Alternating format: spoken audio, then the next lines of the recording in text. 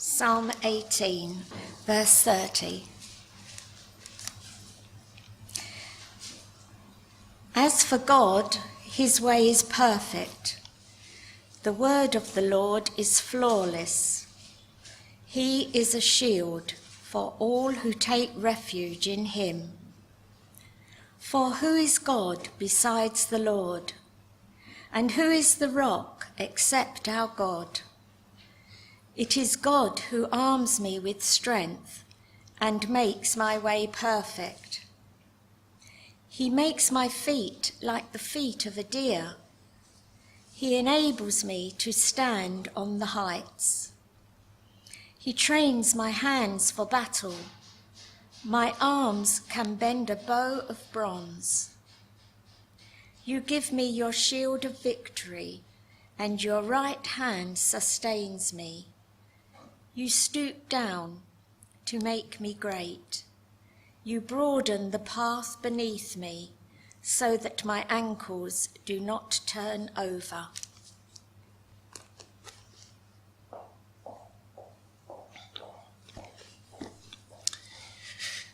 Thank you, Margaret.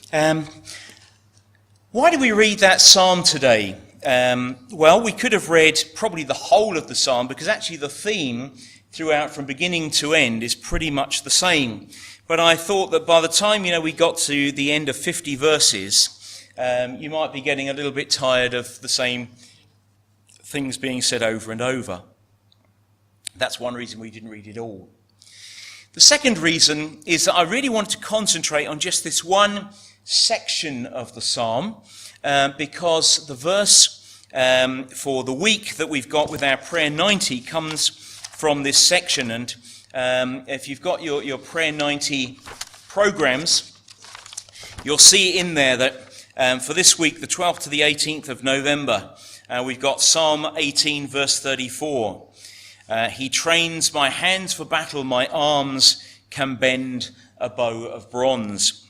Well, normally what happens in the week is that if we have home groups, those home groups that I'm involved with, I normally kind of say a little bit about the verse for the week and expand on that. And then when we come to Prayer 90, which this week is Wednesday morning, I would normally spend a few minutes just sharing a few thoughts on that verse as well. But I'm not going to be here on Wednesday, so I thought that I would do it today instead and share a few thoughts with you on why we've picked this verse. Why is this important for us as we are thinking about going into our 90th anniversary year? The year we want to use as a special occasion. We want to give thanks and glory to God because he has kept this church alive and well for 90 years. And 90, it's a long time, isn't it? Could you put your hand up, please, if you're over 90 years of age here today? None of you. None of you are over 90. Okay, and I have to say, none of you even look close to 90.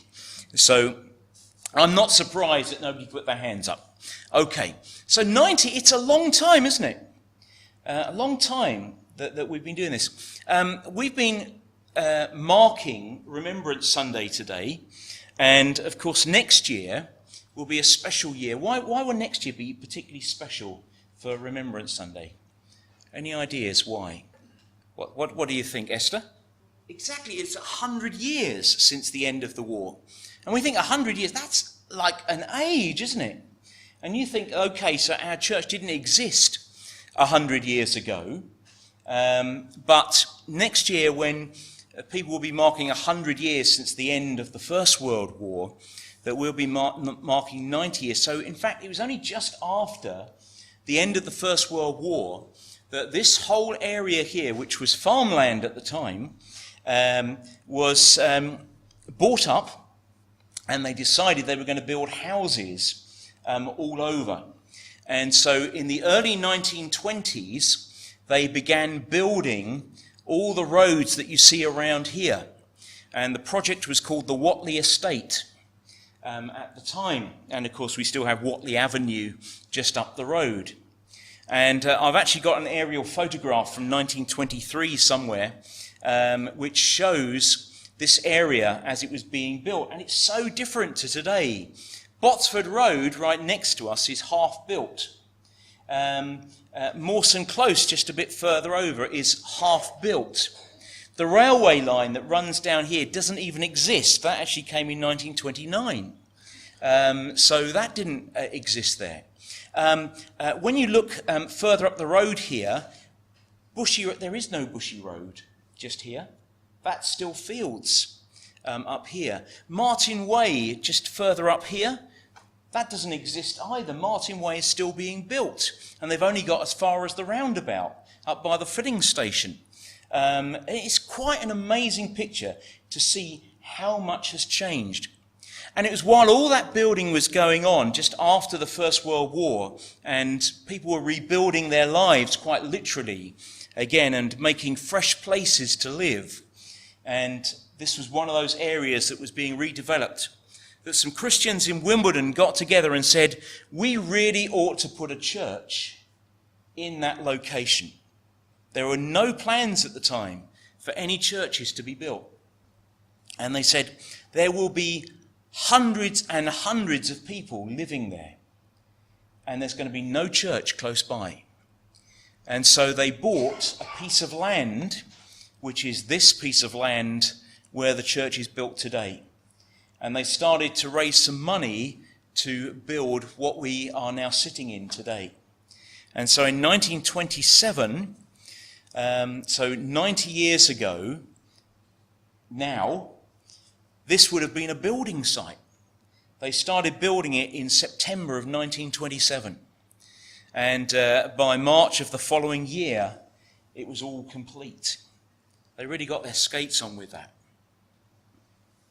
And then they took some of the people from the church in Wimbledon and said, we want you to go and start the church here and to form the church here on this site. And so a group of them came over and they started to form a church. It began with a Sunday school, and there was one lady in particular who headed that up, and she gathered all the children that were moving into the area and saying to them, come and be part of the Sunday school. And it said that she started it in her home, which was just up the road here, sort of just behind where the co-op is today. And so she started taking them into her home to begin with, because this place wasn't finished. And she filled her home up with children for the Sunday school. And then when this was finished, so they came in here and met instead. And they began to meet, to worship God, and to hold services here. And then to reach out into the community around and tell everybody who lived here all about the love of Jesus. And that's how the church came to start. Well, here we are 90 years later, and we think that's worth celebrating. We think it's worth telling our neighbours all over again the reason why we are here. The reason that somebody had the vision to put a church here in the first place was so that all of the neighbours that live in the area might get to hear about the wonderful news of Jesus. And that's what we want to continue to do. But sometimes we feel, oh dear, the task is too big. I had a friend when I was at school, and he was really into cross-country running. And he would run for miles and miles and miles and miles. And he just never seemed to be fazed by it. And he just seemed to love it. And he would take every prize going for cross-country running. And I remember talking to him one day, and I said to him, how do you actually do it? How do you keep going? Because when you start running, it's the same with running a marathon or whatever, and, you know, with a marathon, 26 miles? When you start, 26 miles sounds an awful long distance to me to be able to run. And so I said to my friend, how do you actually get from beginning to end? I mean, what keeps you going? And he said, I break it down. He said, I'm running along and I see a tree in the distance and I just run to the tree. And then when I get to the tree, I look and I see a lamppost, and I run to the lamppost. And then I see a junction of the road, and I run to the junction. And then I see a bus stop, and I run to the bus stop. And he said, I just break it down. He said, if I thought to myself, I've got to get to the finish line when I'm still at the start, he said, I would never do it. Let me just read to you a few words from the beginning of the psalm. He says, I love you, O Lord, my strength. Now straight away he's giving us a clue to his secret of how he got through this terrible time of oppression. I love you, O Lord, my strength. The Lord is my rock, my fortress, and my deliverer. My God is my rock in whom I take refuge. He is my shield and my horn of my salvation, my stronghold. I call to the Lord who is worthy of praise, and I am saved from my enemies. And he said, actually, I'm going to trust in you, Lord, to protect me. And he said, you, Lord, are like a great big castle. And it's like I'm inside the castle, the fortress. And when the enemies come, they find that the walls of the castle are too steep to climb. They're too thick to knock down and too high to get over as well. They can't even shoot their arrows over the top because, it's just too high and they just can't get close enough to do it. And he says, I feel safe inside the castle. The drawbridge is up. Nobody can get to me. And he said, but it's not a real castle, but actually it's you, Lord. You're protecting me.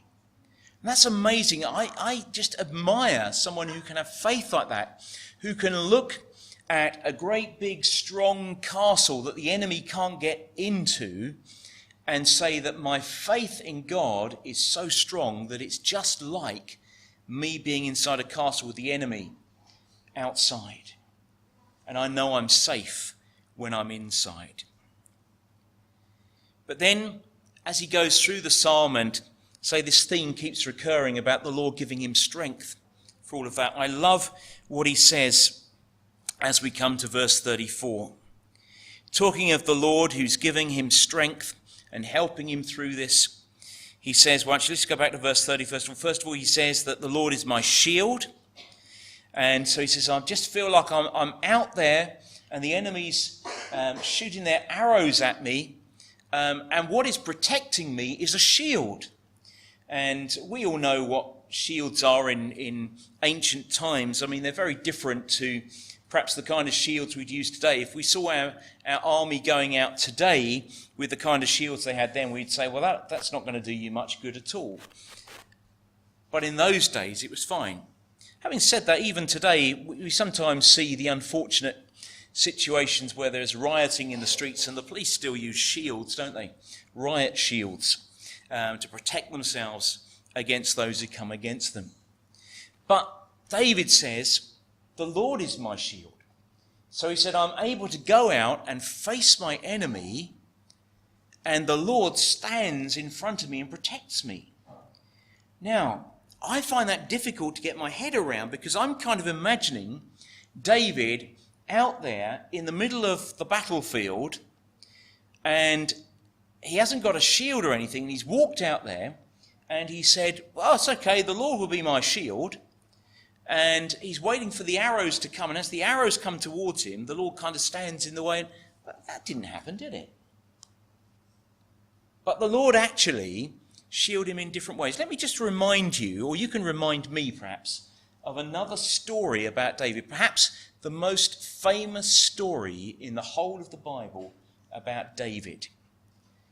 What is that story? It involves David and somebody else, an enemy. Who was that person? Goliath.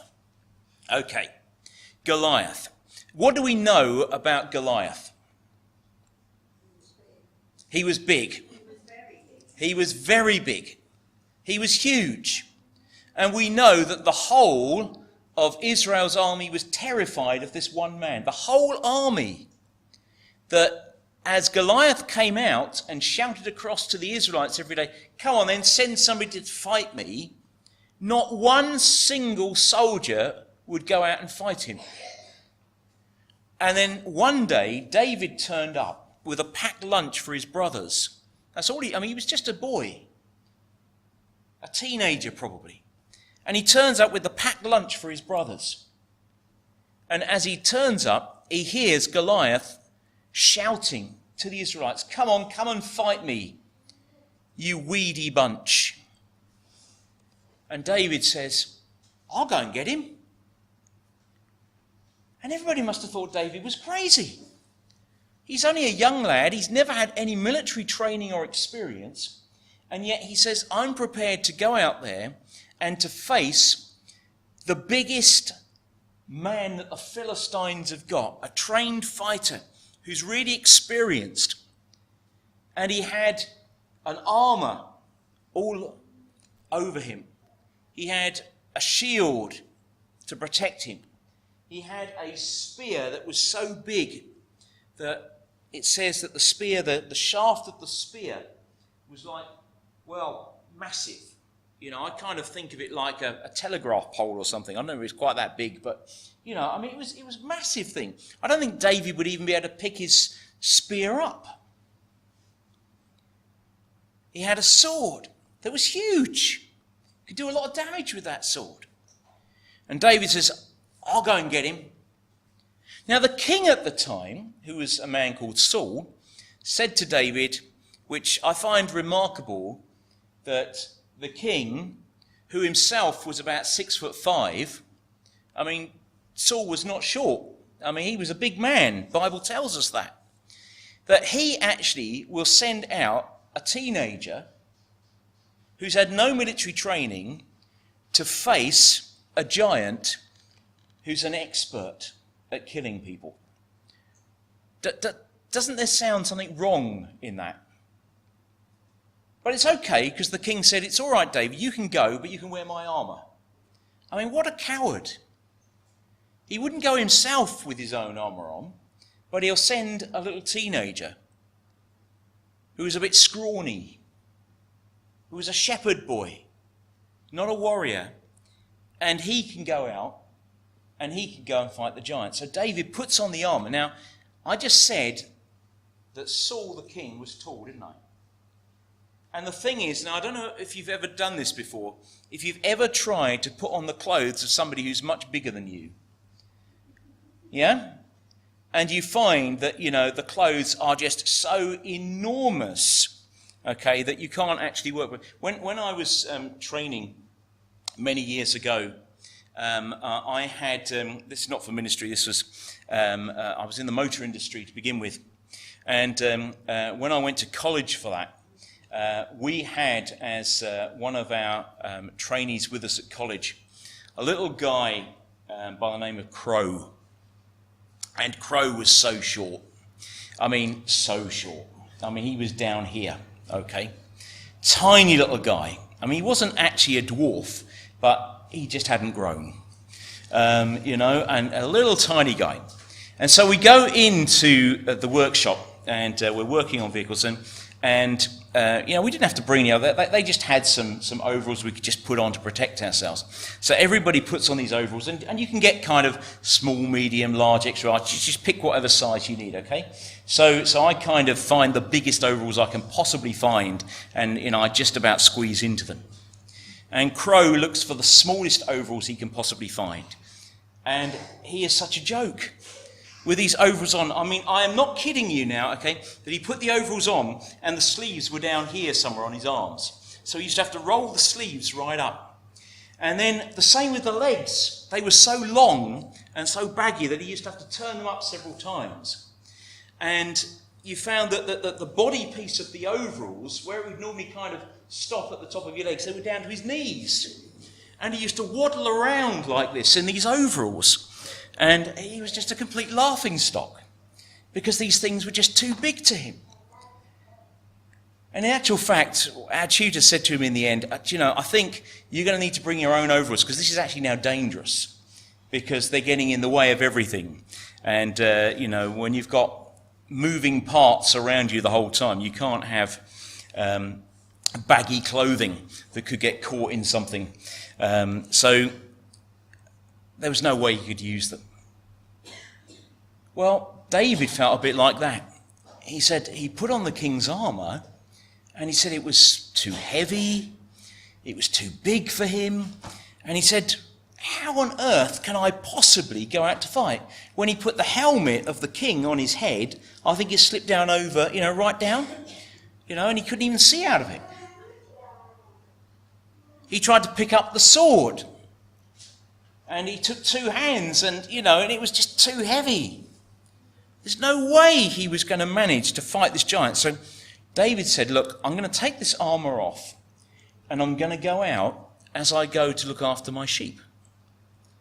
I'm going to take a bag with me, a leather bag, and in the bag I have some stones. And he goes and he picks his stones, just 5 of them. He takes his stones and he says, I have a sling. That's my weapon. It was just like a leather strap. And the idea of it was that it had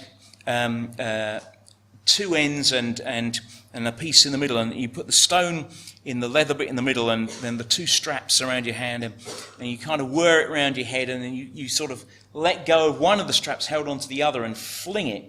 And the idea is that the stone flies out of this thing in the direction that you've just thrown it. And everybody thought David was going to die. But he didn't, did he? Who died on that day? Who died? Goliath. Exactly, it was Goliath who died, the giant, the expert in all his armour with his weapons. And David was the one who survived. Now, how on earth did a shepherd boy, a teenager with no experience, go out and actually, although he picked 5 stones, use 1 stone and killed the enemy? How did he do it? What was his secret? Sorry, He went for the one part that wasn't sure. well, he did, but more than that, God, isn't it? God was his strength. God was the one who said, I am with you. David trusted in him, and he said, I've been out there, he said, in the wild with my sheep. He said, I've killed lions, I've killed bears. He said, Goliath is nothing. God will protect me against this giant too. And the thing is, sometimes, that we can look around us as a church and we think the task is too big. We think that we've got such a massive job ahead of us. How can we break it down? We say, God is the one who is my strength. God is the one who helps me. As we go through our 90th year, if we try and do it in our own strength, then we will never succeed. If we try and be God's witnesses to our community and to tell them about the love of Jesus in the strength that he gives, then we succeed. Now, we've got to be careful here. We don't want to look at the people around us and say, well, according to what Keith just told us in church, they're our enemies and we're fighting them. No, that's not it at all. The Bible tells us that we don't fight against flesh and blood, meaning we're not fighting against people, but we are fighting against a deeper spiritual force.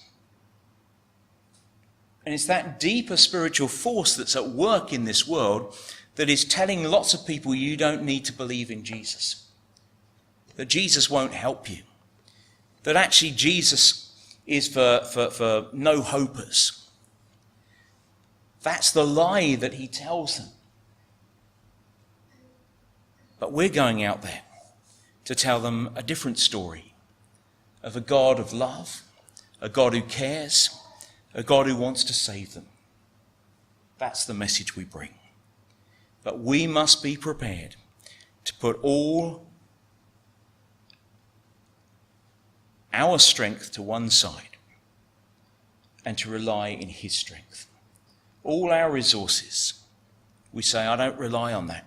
I don't take, like David, the sword, the shield, the arm. Only what God supplies. In David's case, he supplied some stones. I don't know what he's going to supply for us. Our situation is different. But whatever God supplies, we use.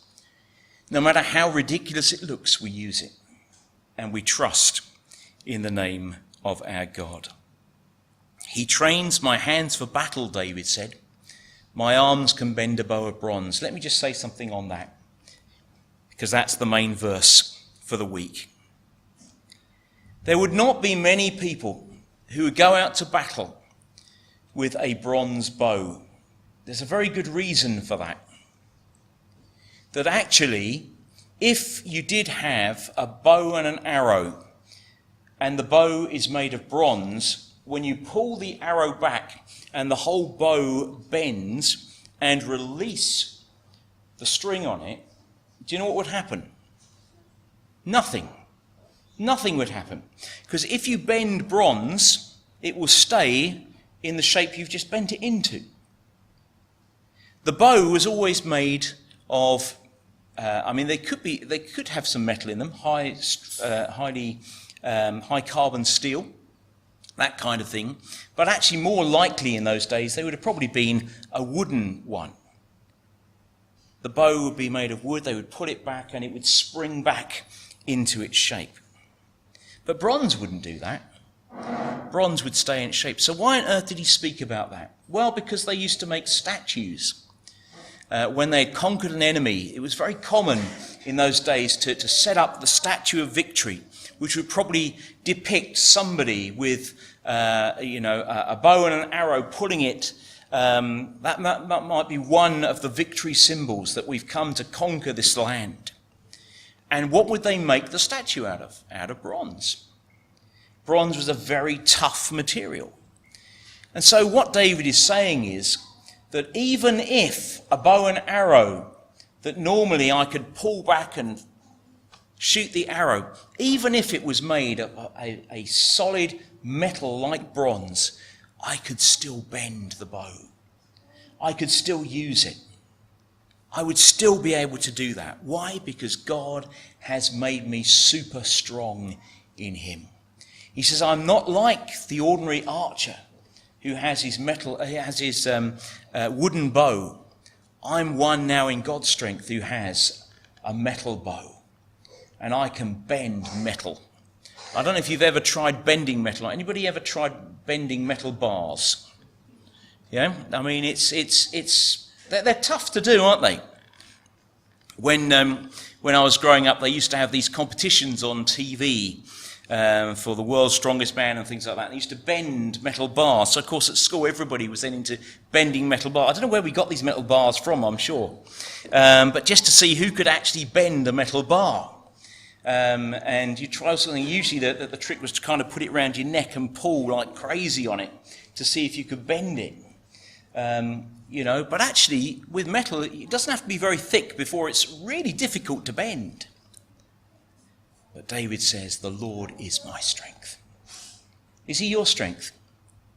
When you face the tasks ahead of you that are too big, is he your strength? Do you turn to him and say, Lord, I'm facing something that's far bigger than me. I can't cope with this. Can you help me?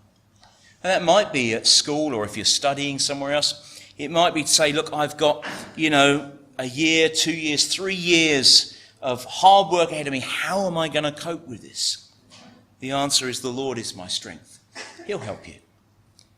It might be a case that you've got something to do at work and say, how am I going to cope with this? The Lord will be your strength. He'll get you through it. And you'll come out with a testimony at the other end. Or it might be, as we're facing as a church, that there are hundreds, if not thousands of people out there who know nothing about Jesus. The task is too big. How are we going to do it? The answer, the Lord will be our strength. Let's remember that. Let's pray.